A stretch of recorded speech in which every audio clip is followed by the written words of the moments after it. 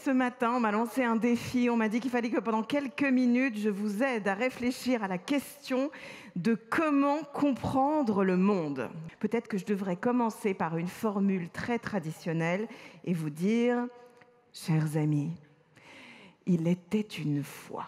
Il était une fois, il raconte toujours, ou en principe, une histoire qui est arrivée un jour particulier, à un moment particulier, à un endroit particulier, un truc inédit, extraordinaire, hors du commun. On ne devrait pas dire « il était une fois », on devrait dire « il fut une fois ».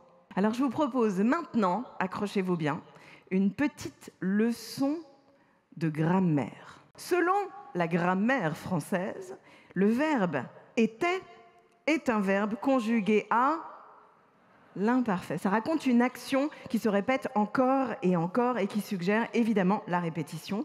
Et alors, vous percevez forcément le paradoxe grammatical de ce que je viens de dire. Quand je vous dis « il était une fois », en fait, je fais semblant de vous dire « approche ». Je vais te raconter une histoire inédite, une histoire extraordinaire, hors du commun, qui n'est arrivée qu'une seule fois dans toute l'histoire de l'humanité. Mais pas du tout.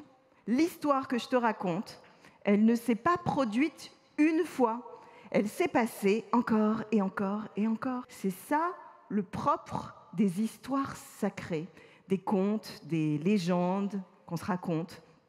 Leur puissance tient à ce qu'ils peuvent encore dire, non pas à un récit d'avant ou du passé, mais à une résonance de maintenant et d'avenir. En fait, ces histoires, elles nous disent que le passé, ça ne passe pas.